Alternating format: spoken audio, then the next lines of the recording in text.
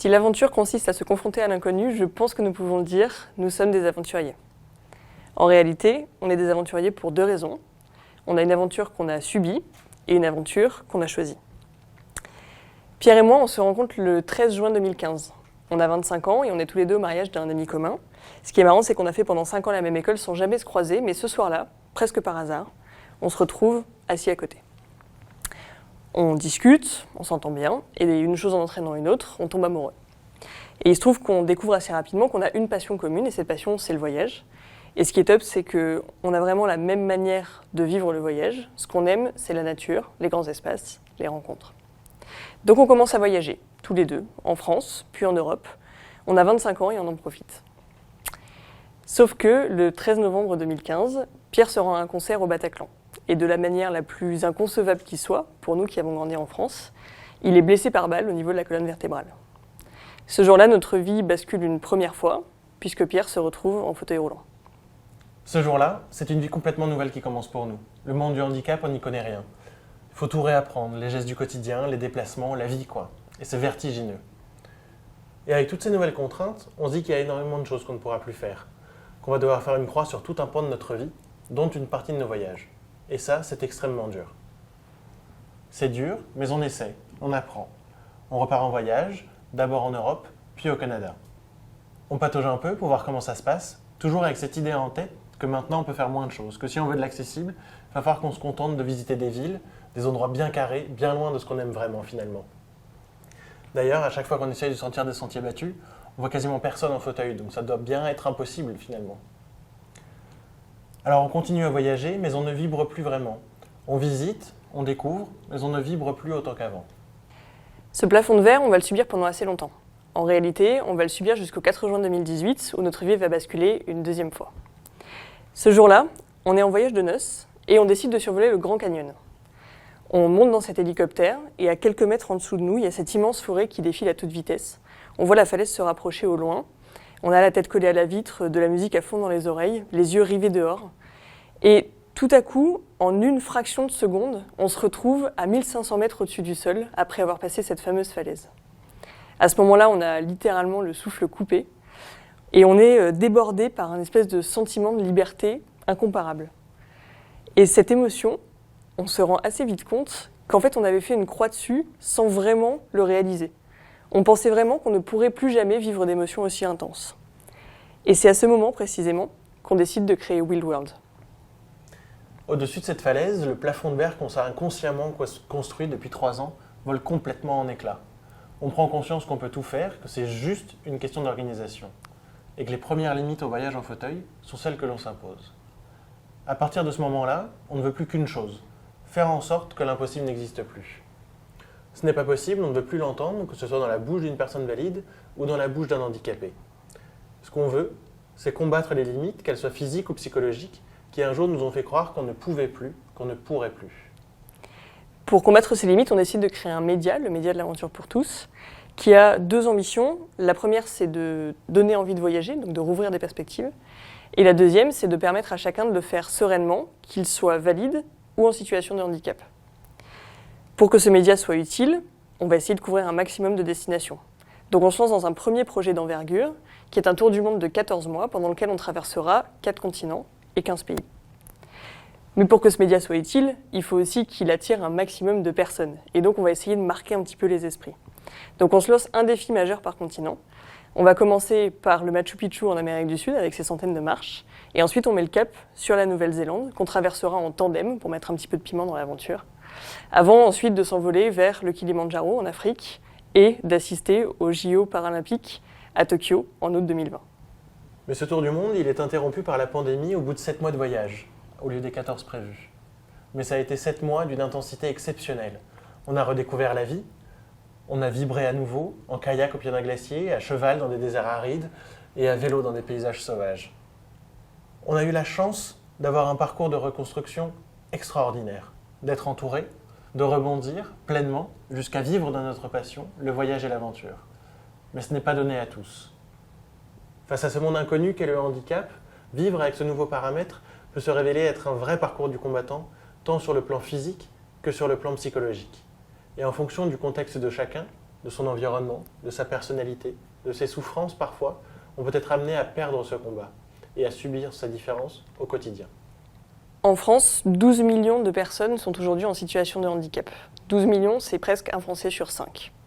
Parmi ces 12 millions, 850 000 personnes sont à mobilité réduite.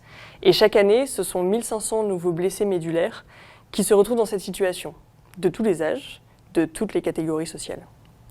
Ce que ce chiffre nous apprend, quelque part, c'est que le handicap touche énormément de personnes et qu'il ne fait pas de différence entre nous. Alors, la question qu'on avait envie de vous poser aujourd'hui, de se poser, c'est, quand on regarde ce chiffre, comment faire que le handicap ne soit plus un frein ? De toutes ces aventures, de tous ces voyages, ce qu'on retire, nous, c'est que pour que le handicap ne soit plus un frein, il faut 2 choses. On va avoir besoin de nous et on va avoir besoin des autres. On a besoin de nous parce que nous sommes les premiers à avoir les clés pour tirer le meilleur d'une situation que nous n'avons pas choisie. Alors pour atteindre nos objectifs, pour renouer avec ce qui nous anime vraiment et trouver le bonheur auquel on aspire, il nous faut faire preuve de détermination d'abord. Combattre les barrières psychologiques, celles qui nous empêchent d'essayer, en partant du principe que ce n'est pas possible, que c'est trop compliqué. Il nous faut oser se lancer dans l'inconnu pour dépasser les idées reçues qui nous enchaînent. Il nous faut faire preuve de créativité ensuite. Se concentrer sur les contraintes que nous pouvons influencer, tout en acceptant celles qui sont immuables, pour s'attacher à chercher des solutions de contournement. Développer une technique pour monter un escalier, créer un équipement pour parcourir les déserts de sable, ou encore trouver un moyen de transport adapté pour se déplacer sur les routes. Et enfin, il nous faut faire preuve de résilience et d'humilité. Parce que malgré tous nos efforts, il nous faudra savoir accepter nos échecs. Les digérer, même si c'est difficile, pour mieux apprendre et créer les conditions qui nous permettront de trouver une nouvelle voie la prochaine fois. Il nous faut faire preuve d'eux. Oui, mais cela demande une énergie monumentale. Et si nous sommes allés chercher les difficultés à l'autre bout du monde, il faut se dire que le quotidien d'une personne handicapée peut vite être rempli de petits et grands obstacles, tout aussi insurmontables qu'un sommet rocailleux.